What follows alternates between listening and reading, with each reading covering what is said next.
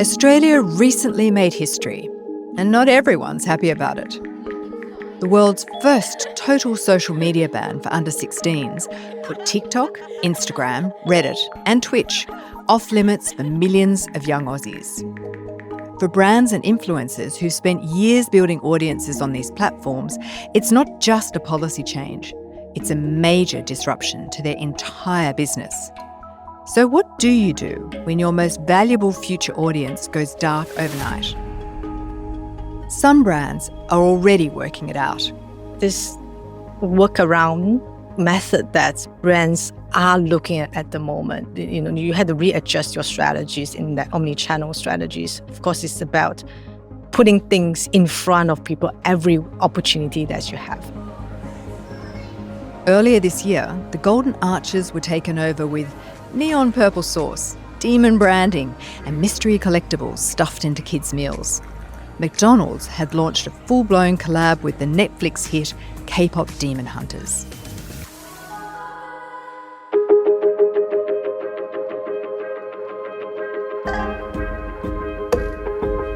I'm Dr. Juliette Burke, Adjunct Professor at the School of Management and Governance, and this is The Business Of, a podcast by the UNSW Business School. Associate Professor Carmen Leong from UNSW Business School says it will take some time for brands to adjust. So we're watching this reset play out in real time. Carmen, big brands like McDonald's can afford to pivot to physical spaces. But what happens to the businesses built entirely on social media? Just how important is the influencer economy? I think it's super important, especially, I would say, since 8 or 10 years ago, where we started to see these things growing up.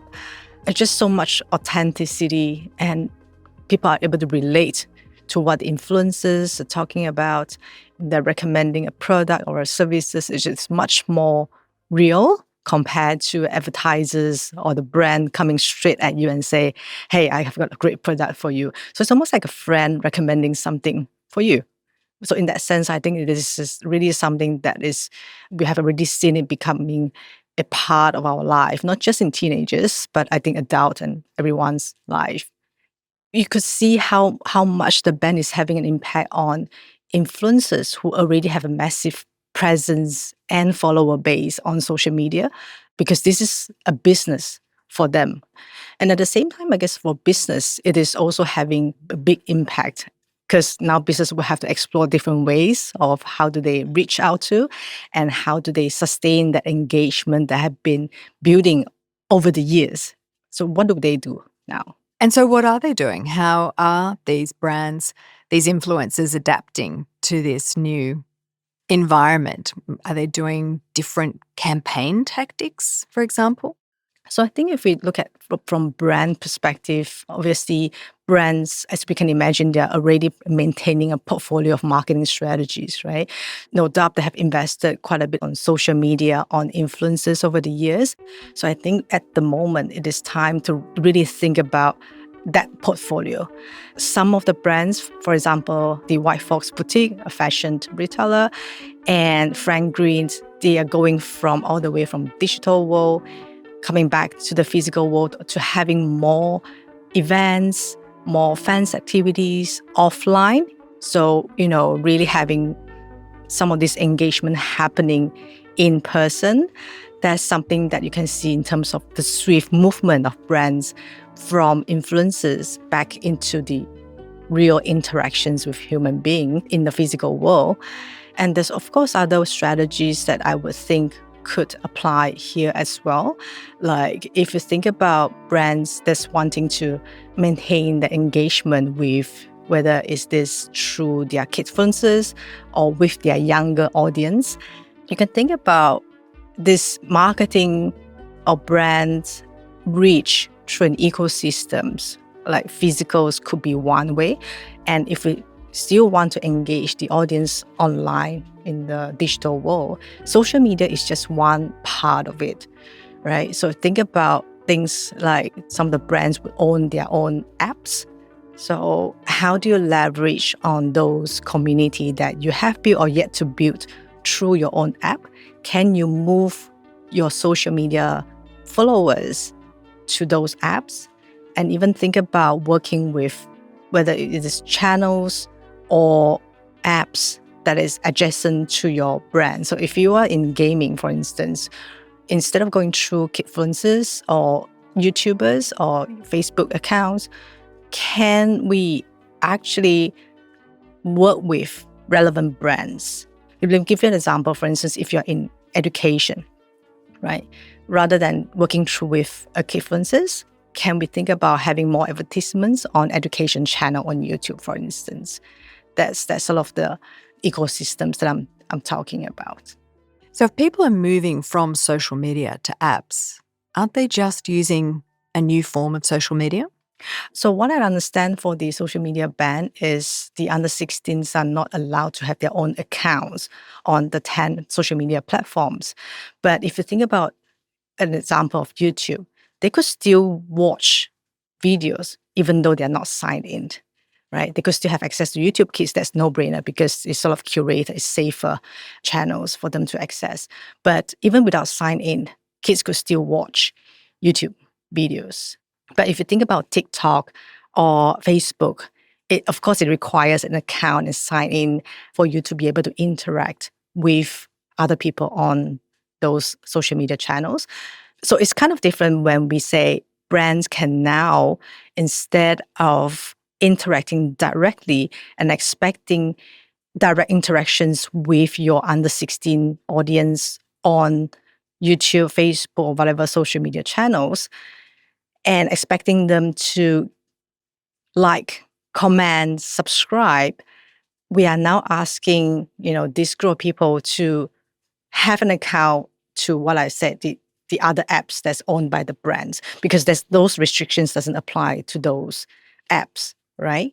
And you would imagine that in those apps, it's operating very differently compared to the social media channel, but it's much open to all individuals. And that's where the cyberbullying, the harmful content could come in very, very easily comparatively. It's not new to businesses that markets change. Channels to market change, products have to change as a result of that. So how does a business adapt to this new environment so that it is positioned for the next wave? When it comes to time like this, business really have to take a step back and think about, okay, you have your 10 channels in front of you. One of them, hopefully one of the 10 is being social media. And now that this one channel is being shut down, how do we leverage the other 9 channels, so to speak? And one of them being very realistically the physical channels. And, there's just so much things that multinational brands are doing at the moment, being able to reach to the same group of people that were inaccessible, seemingly inaccessible to them now. Things like what McDonald's has done in terms of co-branding with the big K-pop and Korean trend at the moment. Gimme. Grab me a milkshake of fries and 10-piece McNuggets with 2 sauces. and photo cards for the fans. Nice. Looking at the Demon Hunters, the Saja Boys, kids are being attracted to these brands which they already known through other channels, and McDonald's is doing it so smartly and tying it together with their Happy Meals, and even think about this blind box that McDonald's has been doing it for a while, but also really, really it has been amplified so much by Pop Mart in the last, 1.5 years. There's this trend of, I guess, consumption that's very different from how we consume things when we grow up. It's just so much in the kids nowadays. So when they see it happening in the other brands and the other products, and immediately they can relate themselves to it. And you just see this workaround method that brands are looking at the moment. Just social media, yes, it is one of them. Yes, it is becoming inaccessible. But you have to also think about, it's kind of like all is not lost kind of thing. So yes, you're not able to interact. And even coming back to the one of the 10 channels, you're still able to post passive content Yeah, I think that is a really good point, that any smart business is going to be omni-channel. And so that you are diversifying your risks across those channels. Social media goes down, so you amplify one of the other Yeah. channels that's there. But yeah, you can still do passive content as well. Yeah. So you're not giving up and shouldn't be giving up entirely. But of course, you had to readjust your strategies in that omni-channel strategies, thinking about, if this is not where I should be investing, how could I innovate in other strategies? So, thinking about how do we involve parents to get ahead of the, say, kidfluencers strategies.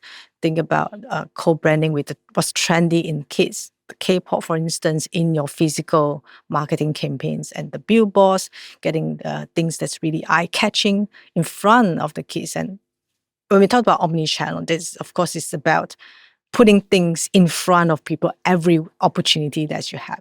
So this ban, this social media ban, covers 10 of the world's biggest platforms.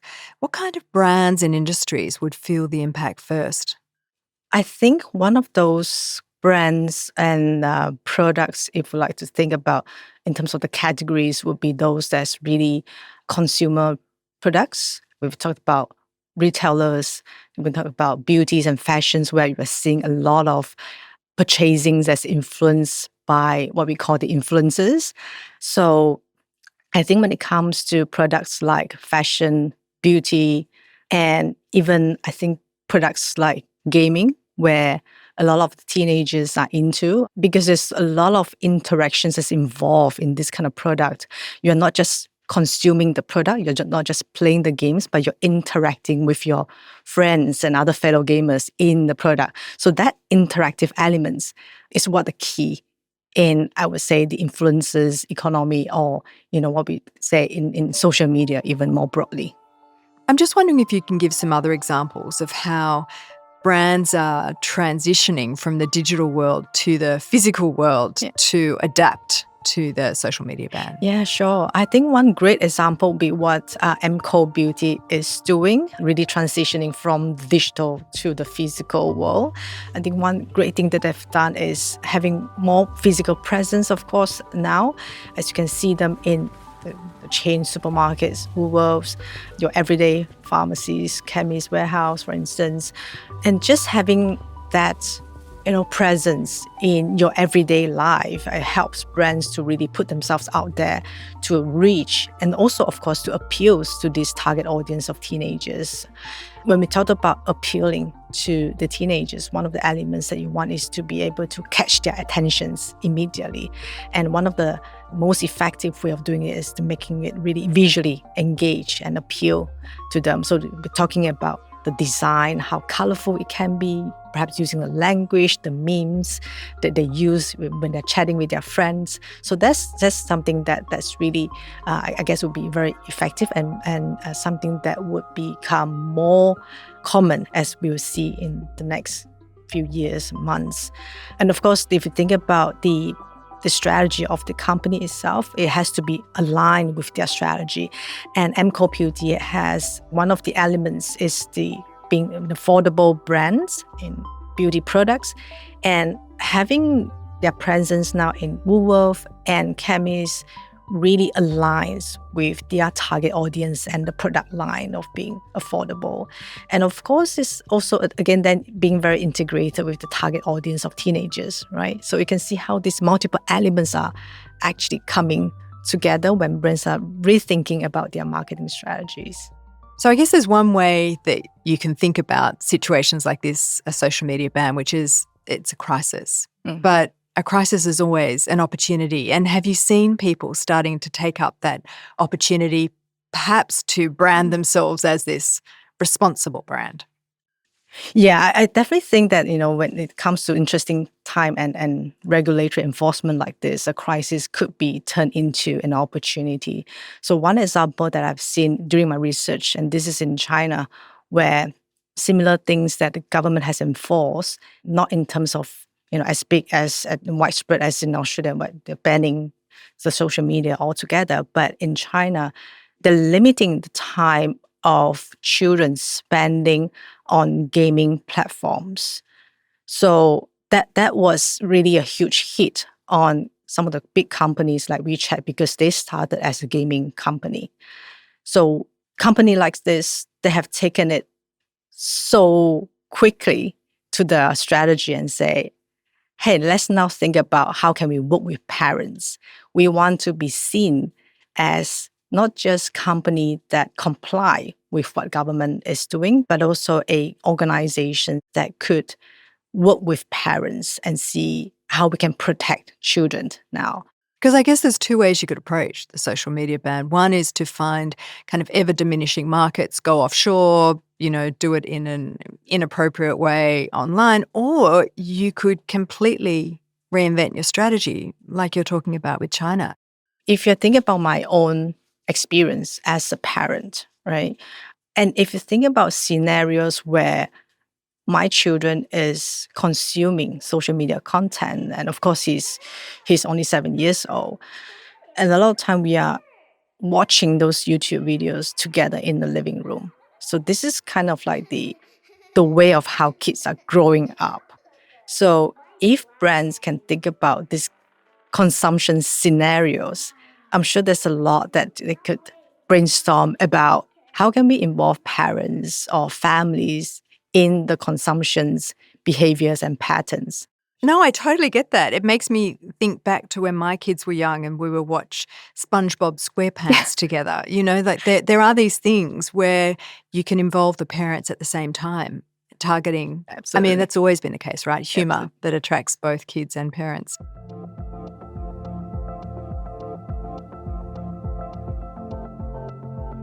Just looking ahead, what do you think? What do you speculate as the next frontier now that we've seen this social media ban? What's the next way of engaging young people in the future? I would think that's a few things that would happen.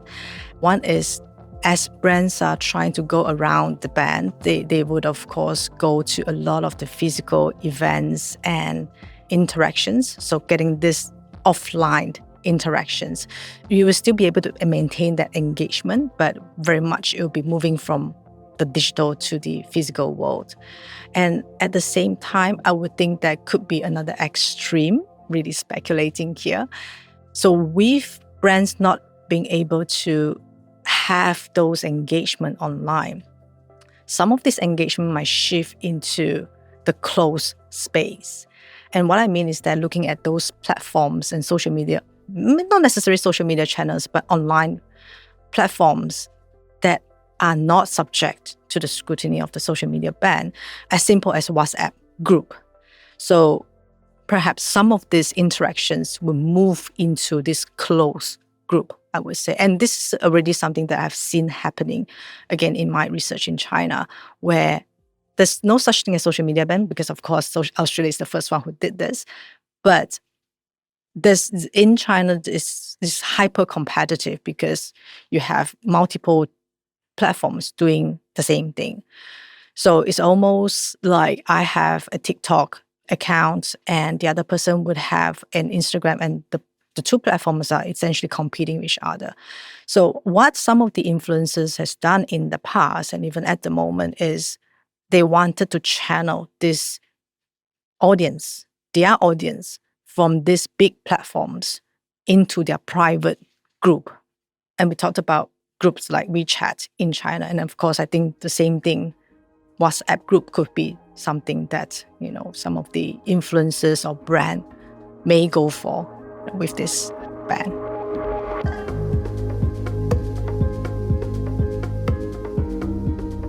That's Associate Professor Carmen Leong from UNSW School of Information Systems and Technology Management.